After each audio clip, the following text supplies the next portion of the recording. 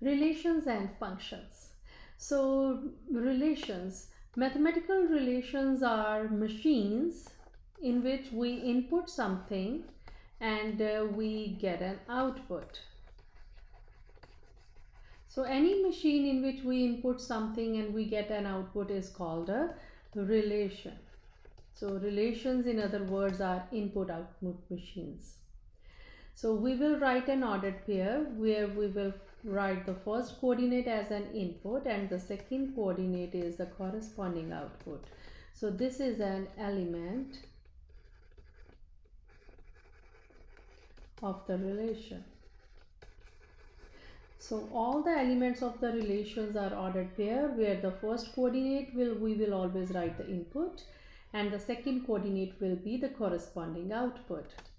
So we denote the inputs with the x and the output with the y.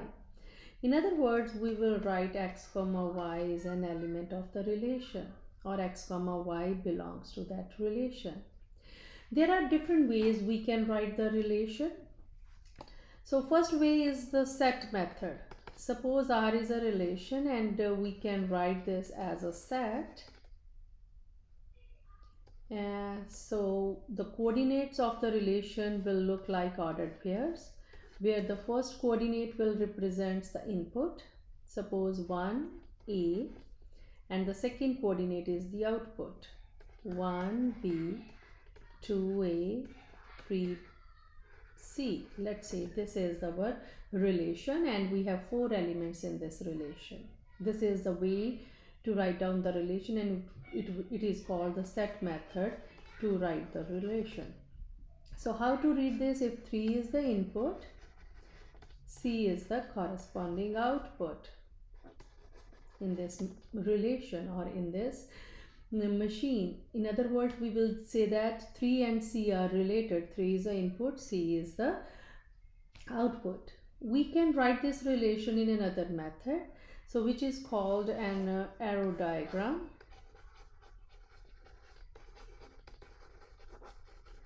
So what we will do, we will draw two sets. One is the input set. So you see that 1 is the input, 1 is the input, 2 is the input, 3 is the input. We will just write the inputs in this set. And the second set is the output set. The output is A, B, A and C. So we will just write all the inputs, all the output once, and this is a relation R from the input set to output set. So let's look at this first ordered pair, 1 comma A. That means if you input 1, the output is A.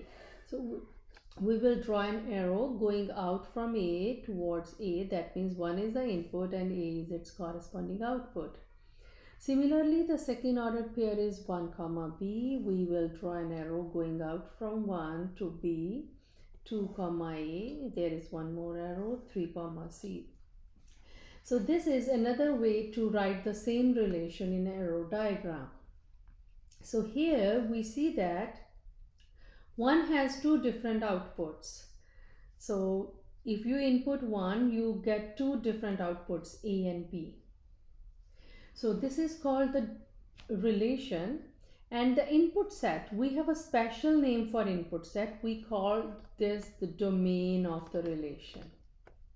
So domain is all inputs. If you write all the inputs in a set, it is called the domain of this relation. And the range of the relation is all the outputs. If you write all the outputs in a set as A, B, C, in this case, the outputs are A, B, and C. If you write them in a set, it is called the range of this relation. Now, what about functions? What are functions? Functions are also machine, but not every machine is a function. Functions are very special machines. So what are those special machines? Functions are the special machines in which every input has exactly one output.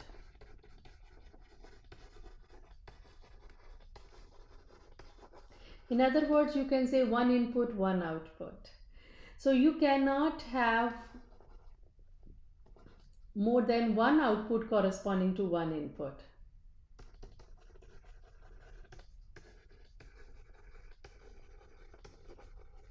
For example, in the previous example, we see that 1 has two different outputs, A and B.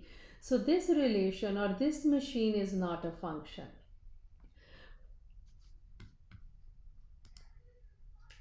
Functions are special machines in which one input has exactly one output. So let's do one example here. So we are given a relation R. So this is a new relation.